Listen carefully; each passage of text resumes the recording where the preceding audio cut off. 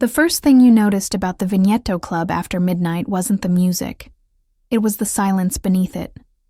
The bass rolled slow and heavy, a predator's heartbeat vibrating through the velvet-draped walls. Glasses clinked. Laughter rose and fell in polished, empty waves. 100 conversations unfolded at once, but none of them were casual.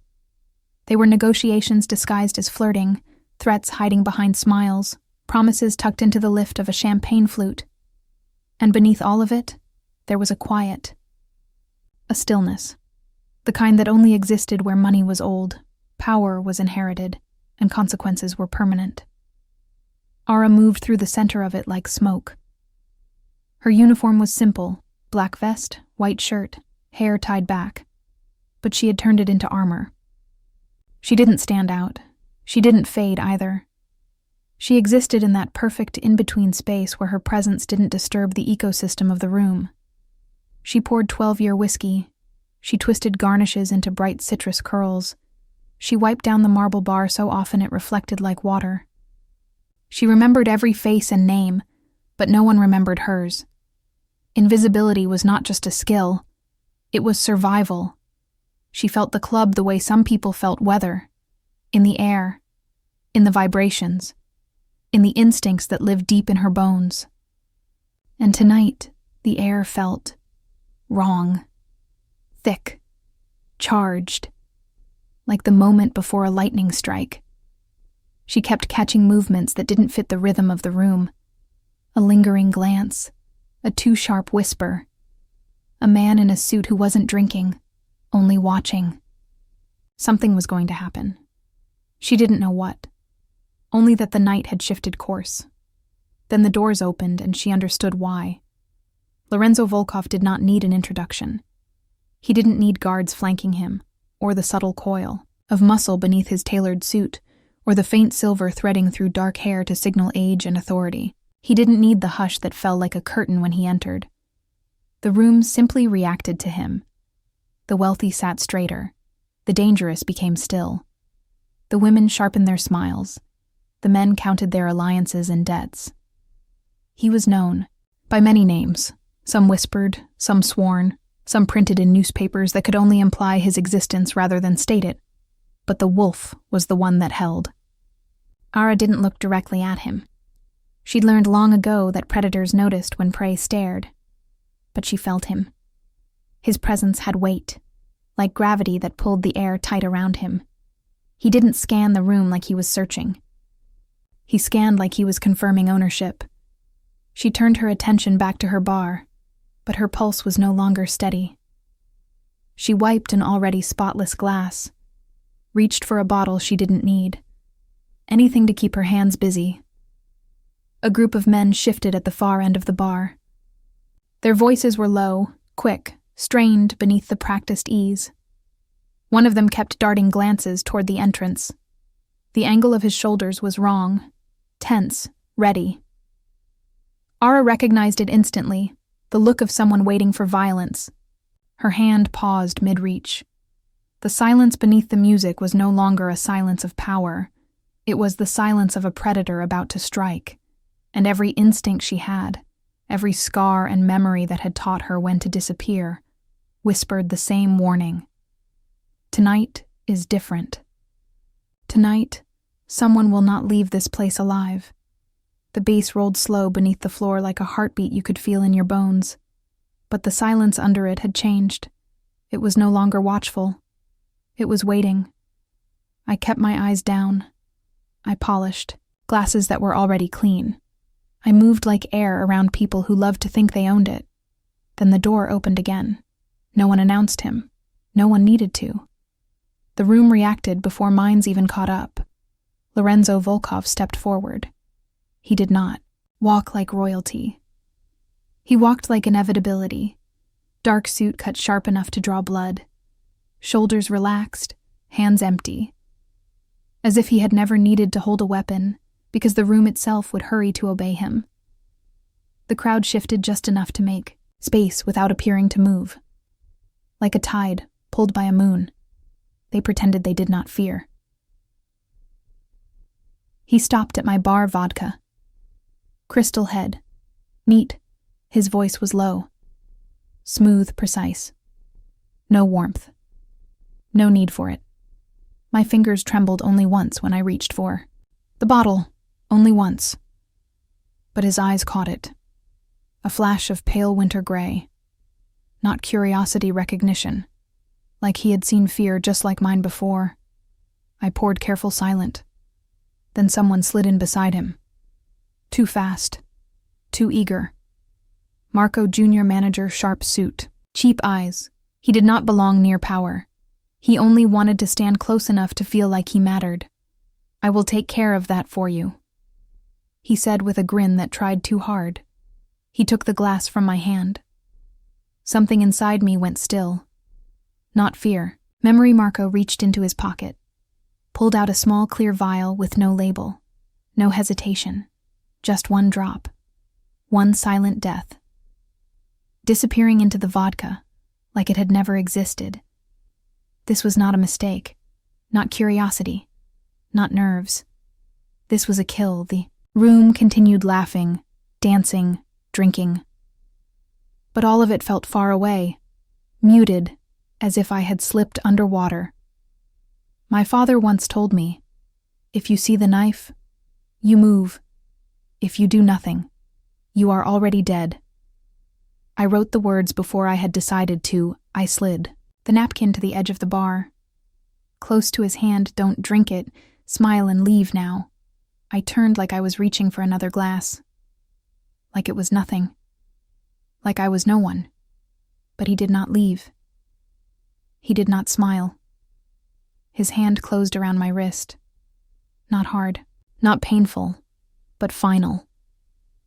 He pulled me toward him. Those winter gray eyes found mine. Close enough that the world fell silent around us. Why would I do that? He asked. His voice almost gentle, almost curious. But beneath it steel, the kind that could end a life without raising its volume. The room went on breathing around us. Unaware. Unimportant. My pulse beat against his fingers, his thumb resting exactly where he could feel it. I opened my mouth to speak, to lie, to survive. But I knew something with absolute clarity. The moment I wrote that note, I had stepped out of invisibility. The wolf had seen me now, and there was no way back into the shadows anymore. His hand on my wrist didn't tighten. It didn't need to. The message was already clear. I was not leaving, not disappearing. Not fading into the background like every other night before this one. Marco was still there. Hovering at the edge of the bar, his smile stretched too wide, too bright. The smile of a man who thinks the plan is going perfectly. Lorenzo didn't look at him. Leave us? He said. Just 2 words. No threat. No raised voice. No explanation. Marco's smile cracked. He tried to cover it with a chuckle. He tried to pretend he didn't understand the command. I just wanted to celebrate. He began. We should toast. Kyle stepped forward. One of Lorenzo's men, scar running through one eyebrow. Eyes like a wall with no door. Marco stopped speaking. His throat clicked as he swallowed. Then he backed away, fast like prey, finally realizing the predator had turned toward him. He disappeared into the crowd. The crowd pretended not to notice. Lorenzo still hadn't looked away from me. Tell me, he said very quietly, very calmly, what you saw. My heart was beating too hard, too loud like the entire club could. Hear it like my ribs couldn't contain it anymore. If I lied, I would die. If I told the whole truth, I would die. So I chose the thin line in between. His hands shook. I said, he didn't pour the drink himself. He wanted to be the one to hand it to you. He brought the bottle with him. He wanted you to drink it first. Lorenzo didn't blink, didn't react, didn't release my wrist, and you. How did you know? I didn't answer, not with words, but he saw it. the past behind my eyes, the kind that has weight, and scars, and graves in it. He leaned closer, not touching anymore, but close enough to trap my breath between us. "You are not afraid of me," he said. The lie formed on instinct I am. "No." His voice was almost a whisper, almost intimate. "You are afraid of what? I mean." The lights flickered, only for a second, but the music stuttered. The bass faltered. Something shifted in the air again. He felt it at the same time I did. Trouble was moving. Not toward him. Toward me. One of Marco's people, or the people behind. Marco, someone who had seen me write the note. Someone who realized I had not looked away. Lorenzo's hand finally released my wrist, only to slide to the small of my back. Subtle, possessive claiming. "Walk," he said. "Not run. Not panic walk." He guided me through. The club. The crowd parting like it had for him earlier. Only this time I was inside the gravity of it. We passed the velvet curtains, the gold-edged hallways, the private elevator with no floor buttons, the doors closed, silence, warm breath, metal walls. Did not look at me. He did not touch me.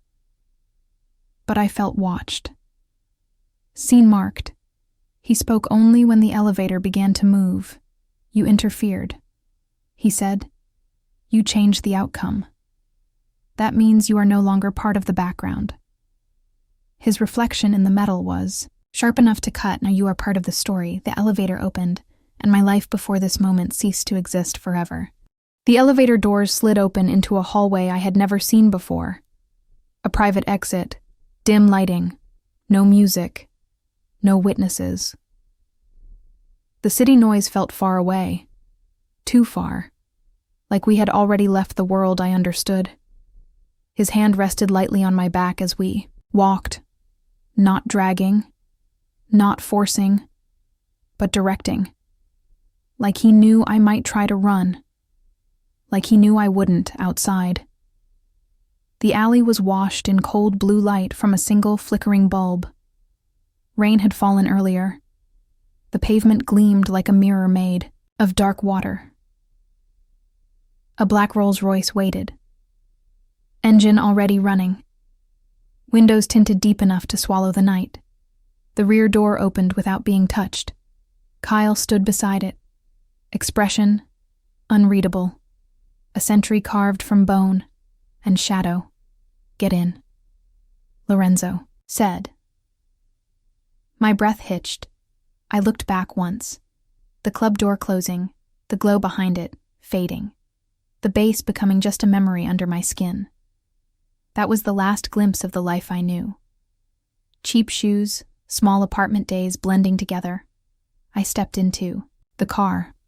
The leather smelled expensive and cool. The space too quiet, too private.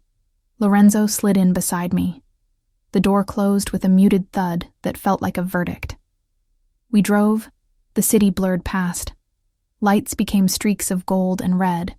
I stared silent, finally spoke. Not looking at me. Not raising his voice.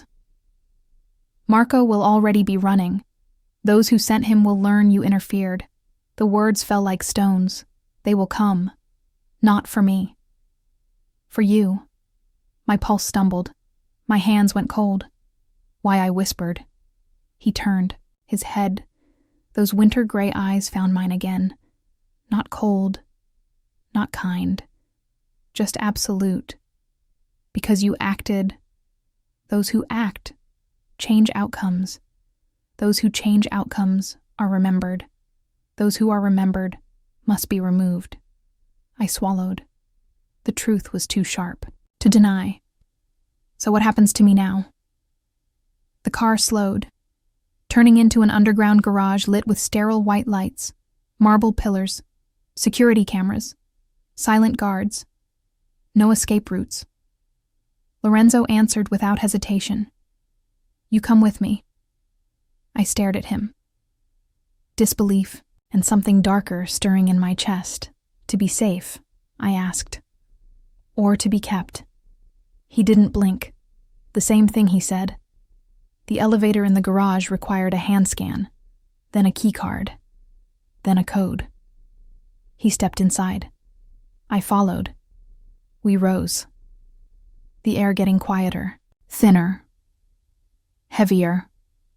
When the doors opened, I stepped into a world carved from stone glass and wealth floor to ceiling windows overlooking the city, minimalist furniture, clean lines, every object chosen, nothing wasted, nothing. Soft power lived here, not comfort. He walked ahead without looking back. You will sleep here tonight. I stopped in the middle of the living room. My voice was small, but steady. Am I your prisoner? He turned slow measured. Not yet. Then he stepped closer. Close enough to steal air. Close enough to remake gravity. But understand this. The moment you walked toward the bar, the moment you wrote that note, the moment you touched the world you were hiding from, your old life ended. He did not say it cruelly. He said it like a fact. Gravity pulls, water flows, actions have consequences. But it was the next words that changed everything.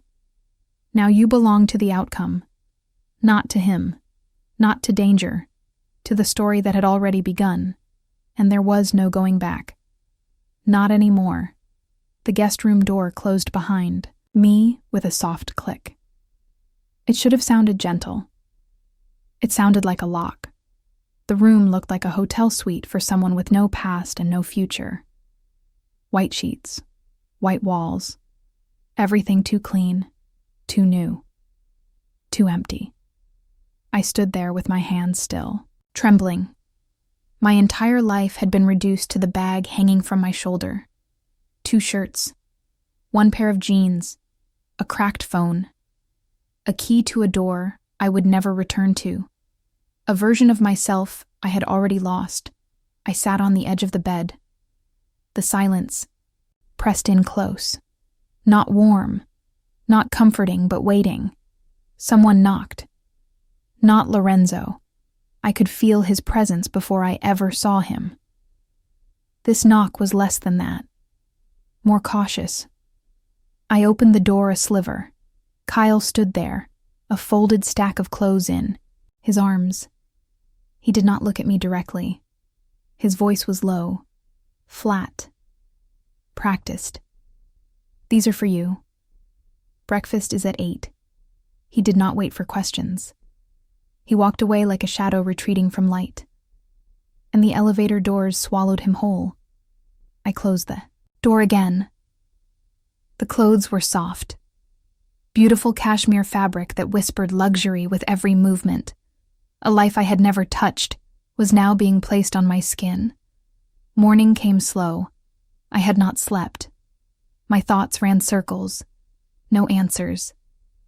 Only edges when I stepped into the main room.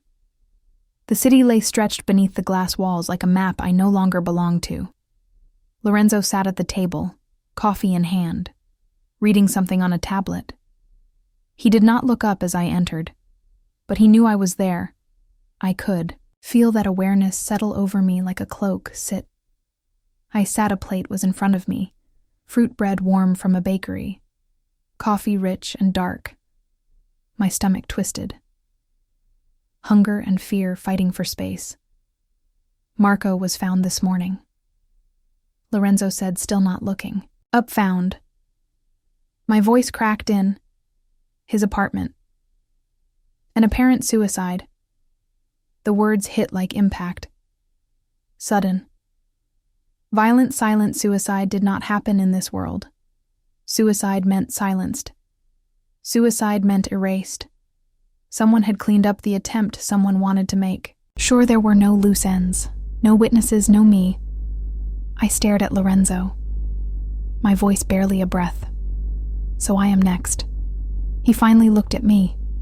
Those winter gray eyes steady. Unmoving, absolute. Not while you are with me. Not a promise of safety. A statement of possession. A claim. A cage I swallowed hard. Why? Why keep me? Because you saw what others did not. Because you acted. Because now you are involved. His gaze held mine unbroken. And because whoever wants me dead is already looking for you. My breath stalled. The room tilted. The city below, blurred. Lorenzo set his cup down. No rush. No panic. You are safer here than anywhere else. But safety has a price. He leaned forward, just enough for his presence to become gravity again. You will tell me everything. Every detail. Every flicker. Every instinct. Until I know who ordered my death. His words were not a request. They were the terms of my continued existence. I wanted to ask, what happens when you no longer need me? But something in his eyes stopped me. Not cruelty. Not threat a secret, buried too deep to name. I nodded. Not because I agreed, but because there was no world left where I could choose otherwise. Lorenzo leaned back, his voice quiet, unhurried, chilling. Good. Then we begin now. And the life I had before ended completely in that moment. The table between us became an interrogation room without walls. Lorenzo leaned back in his chair, not relaxed, but calculating, watching every shift of my breath like it could give him the answers he needed. Tell me everything you noticed. He said, not an order, a command wearing quiet. So I began. Marco did not look at you when he spoke. I said. He looked past you toward the entrance as if waiting for someone to enter or to signal him. His hand shook only once when he touched the glass. Not fear. Anticipation. Lorenzo did not react, but the air around him changed, like the temperature shifted, like the room itself leaned in to listen. Continue. His jacket pocket was too full on the right side, as if holding the vial before he used it. But after the drop, he switched to keeping his right hand behind him as if he no longer needed quick access. Lorenzo's gaze sharpened, but his face remained motionless. You could see all of that? He asked. I nodded. It was easier to watch when you were invisible, when no one looked back. His eyes held mine steady. Measured. Invisible, he repeated. The word felt like a memory I was still wearing on my skin. Before I could answer, Kyle entered without knocking. He placed a thin folder on the table. Nothing else. No explanation. Then he stepped back, standing guard near the window. Lorenzo opened the folder. Inside were photographs. Not of Marco. Not of the club. Photographs of me. My stomach dropped. My pulse stumbled. Me coming to work, leaving the grocery store, unlocking my apartment. Door standing at the bus stop, in the rain weeks of surveillance. Maybe months. How long have you known? My voice sounded distant, like it was speaking from another room. His gaze never wavered. Since the night you started working at the bar. The ground beneath me felt unsteady, like the world I thought I understood had been pulled apart and rearranged while I was not looking. Why, I asked, but the answer was already forming in the silence. Because you were not supposed to be there, Lorenzo said, his voice lower, now not softer, deeper. Like a truth finally surfacing. The bar is owned by the same network that wants me dead. Every employee is screened, trained, placed, except you. You just appeared. A ghost with no history. No digital footprint before 5 years ago. No family. No emergency contacts. Nothing. The words pressed against my ribs, sharp, merciless. I had spent years burying the past, erasing myself, piece by piece, making sure no one could ever find me.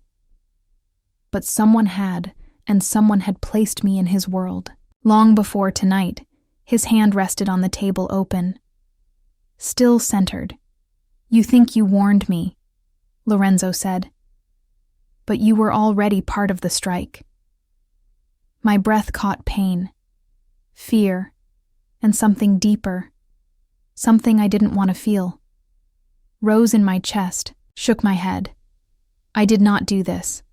I did not know I would never. He leaned forward so slow, so controlled that I barely realized the distance between us had closed. I know, he said. I know you did not choose this. His voice held no accusation, only certainty. And that was more terrifying than suspicion. But they chose you, he continued. They chose you because you could blend, because you could watch without being seen, because you know how to disappear into a room, like you were never there. He held my gaze. No escape, no turning away. You were not just a witness, Ara. You were a weapon.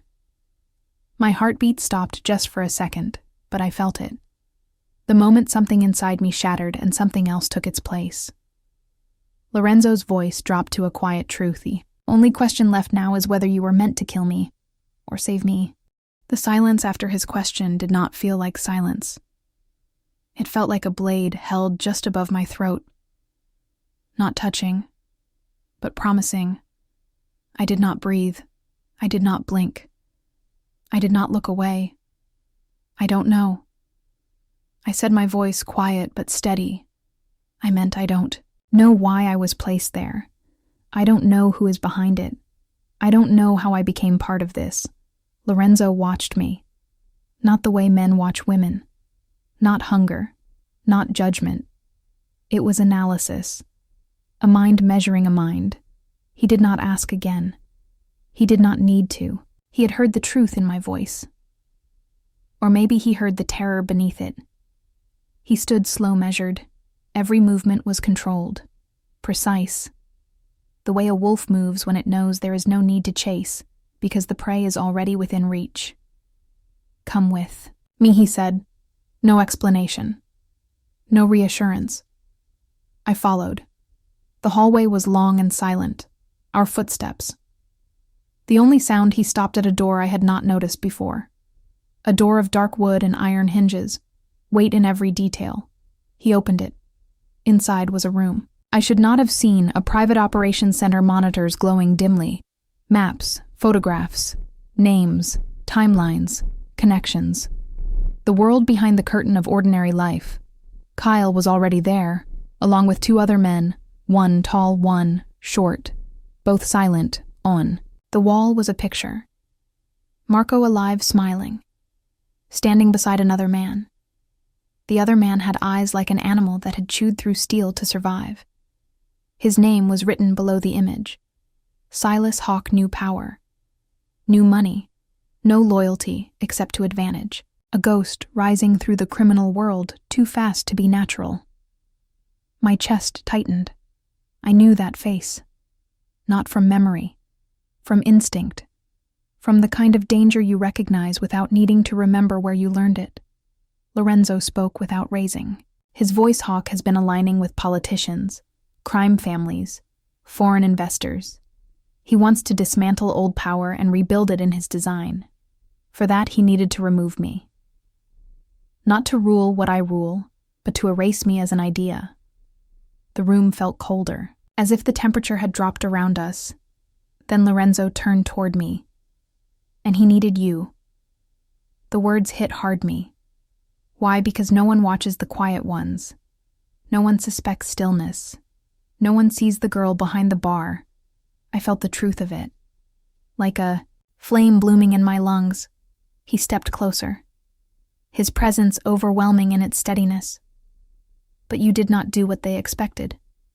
You did not follow the plan. You did not stay silent. You warned me. His gaze locked onto mine, unbreakable, unavoidable. Now their weapon is mine. The room went still. Even the air seemed to pause mine. The word did not sound like ownership. It sounded like fate. Lorenzo turned back to the screen. We find Hawk. We break his chain of command. We discover who placed you in my world. And we end this. He looked at me once more. You will help me. Not because you owe me. Not because you fear me. But because now your life depends on the same enemy. There was no argument. No alternative. No world to return to. I nodded once. A silent vow. A quiet rebellion against the fate someone else tried to write for me. And in that moment, I was no longer invisible. I was no longer a shadow. I had become something else entirely. Night settled over the penthouse like a second skin. The city lights below flickered and pulsed. But in here there was only quiet, heavy, watchful. Lorenzo stood by the window, hands in his pockets. Gaze distant, like he was seeing something far beyond the skyline. Not the city, not the moment, but the shape of a war forming. Just out of sight, I sat across from him, not restrained, not locked in, but held in place by something far stronger, the weight of being seen. He spoke without turning. Fear makes most people loud. You go silent. That is not ordinary. It was not praise, it was observation. Assessment. I did not answer. He turned to face me. The gray of his eyes was not cold now, not warm. Something deeper. Something searching. Tell me why you know how to watch for danger. The question stripped everything from the air between us. It was not curiosity. It was a key one that could open doors. I had nailed shut from the inside. I did not want to speak, but there are some truths that live too close to the surface to hide when the right eyes look. I learned, because I had time, said. He waited, no pressure. Only patience, the kind that suggested he would stand there all night if required. I took a breath, but memory filled my lungs instead. I used to live somewhere else with people who smiled when others were looking and hurt when they were not. I learned to see small things, the twitch in a jaw, the shift of breath, the quiet before violence. I paused. The room seemed to listen. When I got out, I erased myself. I thought if I disappeared well enough, the past would not follow. Lorenzo stepped closer. Not to crowd me, but to anchor me to something present, real, solid. It did, he said. Not a question, a truth. The past always arrives when it is ready to be paid for. My throat tightened. Not with fear, with recognition. He was talking about me and himself. He reached out slow, giving space to refuse giving choice. Not command. His hand touched mine. Not claiming, not trapping. Just contact, human. Warm, real. A pulse of something moved between us. Something I did not want, but could not stop, the kind of connection born, not from softness, but from the matching of old wounds. He spoke low, only for me to hear. You are not a weapon to them, Ara. You are a threat, because you survived something they did not break. The words hit deeper than any accusation, because they were not meant to manipulate. They were meant to reveal. I looked up and something in him shifted like armor, loosening just enough to show the skin beneath. His hand stayed in mine. Not a cage, but a choice. Outside, the city kept moving. Men made deals. Money changed hands. Threats moved in silence. But in that moment, in that room, a war shifted trajectory, because two people who were never meant to understand each other did. Lorenzo spoke again. Quiet, certain. If I fall, you fall. If you fall, I fall. No romance in the words. No poetry. Just truth. And truth is heavier than love ever was. The city did not sleep. It only changed masks. By the time night returned, Lorenzo and I were no longer observers. We were pieces on the board. A quiet black car waited at the curb. Rain misted the street. Soft cold, almost gentle, like the world itself was holding its breath. We were heading to the old theater on East Hill, not for a show, but because the one we hunted had chosen that place as a message, a promise, or a challenge. We would soon learn, which Kyle drove silent as always, his eyes never leaving the mirrors, every glance a calculation, every breath a measurement. I sat beside Lorenzo. Not touching, but I could feel him. His presence dense like gravity, pulled tight like a storm preparing to break. We did not speak. There were no words left that were safe to say. The theater was lit in amber glow when we arrived, old stone columns cracked by time. The kind of place that remembered ghosts. Lorenzo stepped, out first, his movements slow, controlled like he already knew the space belonged to him. Even if danger waited inside, I followed my pulse loud in my ears. Not panic recognition. This place felt familiar. Not from memory, from instinct, as if I had stood in doorways like this before, waiting for something to end or begin. Inside, the light was dim, dust hanging in the air, curtains heavy with age, seats empty, stage dark, but it was not empty, not truly. A man stood at the center of the stage, hands in his pockets, head tilted, watching us like he had been waiting all night. Silas Hawke. His smile was not warm, not cruel, just amused, like he was listening to music. Only he could hear. "So the wolf arrives," he said. Voice smooth, too smooth, the kind that could convince men to walk into fire. Smiling. My shoulders tensed. Lorenzo did not react. Not a flinch. Not a shift you sent, Marco. Lorenzo said, "No accusation, just the statement of a fact that had already been proven." Silas smiled. Wider. Marco was a small piece. Expendable, forgettable. But she... He looked at me. Lingering, slow, meaningful. She was unexpected. I felt the floor tilt under me. Every breath in the room changed. Lorenzo stepped half a pace forward, his body no longer relaxed. Not threatening, but ready due. "Not speak about her?" he said. Silas laughed. Soft, genuine, dangerous. "Oh, Lorenzo. You still think this was about killing you?" He shook his head slowly, deliberately. "No. The first strike was not about removing you. It was about seeing who would stand with you." His gaze locked onto mine and time stopped. And she did. My chest tightened. My breath caught. Lorenzo turned his head toward me. Only slightly. The smallest shift. But it was enough. Silas spoke again. Quiet now. Too quiet. "She is the proof that you can still bleed." The words were not for me. They were a blade placed directly into Lorenzo. He did not move, but I felt him change beside me. Something sharp, dark, ancient, rose in the air. Silas took one step back into the shadows, not retreating, vanishing. We had not come for a confrontation. We had walked into a message. A declaration. This was not the end of a plan. This was the beginning of a war. The lights flickered. The stage dimmed. The building seemed to exhale. Lorenzo turned to me fully now. His eyes no longer winter, gray, but something colder.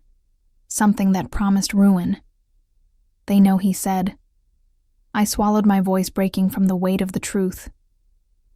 "Know what?" His answer was not spoken loudly, but it shook through me. "That losing you is the one thing I will not allow." The wind was sharp on the rooftop. Cold air stinging my cheeks. The city below glittering like broken glass scattered across velvet. We had returned from the theater with no victory. Only knowledge, and knowledge could be more dangerous than any bullet. Lorenzo stood at the edge, his coat moving in the wind. Not dramatic, just there, solid, unmoving, as if the world needed to adjust to him. Not the other way around. I stood behind him, close, but not touching. There was a distance between us that was not physical. It was the distance between two people who had survived different wars, but were now being pulled into the same one. Everything felt too big, too sharp, too real. "You should tell me why," I said, my voice low. "The truth you are holding. The one you think." I cannot survive hearing he did not turn. He did not speak at first. He simply breathed slow, measured like a man preparing to walk into a memory he never wanted to return to. Finally, he spoke. You said you erased your life, hid your past, buried your name. I nodded. He closed his eyes once, a slow blink as if pushing something back down. You did not erase it alone. Those words cut deeper than any blade. He turned to face me. No mask, no control, only truth sharp and quiet, years ago before power settled. In my hands before men called me wolf. I met a girl. She was quiet, not soft. Quiet, in the way that means watching, learning, remembering every detail without trying. My breath froze. She had eyes like yours. He continued. She saw danger before it entered the room. She spoke little, but her silence was never empty. My heartbeat faltered. No, this was impossible. Fate did not twist like this.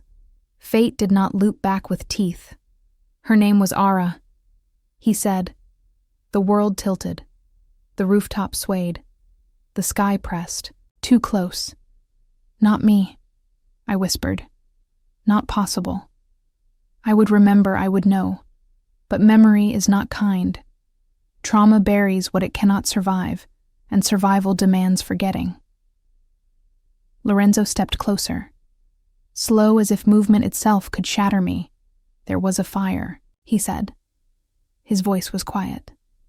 Too quiet. Houses burned, families erased, records destroyed. I saw it. Flashes, heat. Smoke, hands dragging me, voices.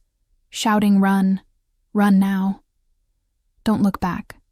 I had not forgotten. I had only survived. They took you, he said. They hid. You in systems that erase children so they cannot be found. Then years later, they placed you near me to finish what the fire began. My breath came shallow. My vision blurred. I should have been a weapon meant to end the wolf. But instead, I warned him. City lights flickered below, as if the world understood the shift happening above it. He reached out, touching my face with one hand so gentle it broke something inside me. You were never meant to save me, he said. But you did. My voice shook. And you were never meant to remember me. He leaned his forehead to mine. No force, no hunger, no possession, just recognition. We had always been circling each other through smoke, through silence, through memory. The wind carried our breath into the night. So what am I? Now I asked. His answer was not loud, but it was final. Mine not owned, not claimed, not trapped mine, as in the one person the world cannot take again. But there was one truth left, one sharp edge to accept. This began with fire, but fire can destroy or forge. We chose forge below us. The city waited, and the war waited with it. But we would face it together, not as wolf and ghost, but as two survivors, finally remembering the story that was always ours to finish.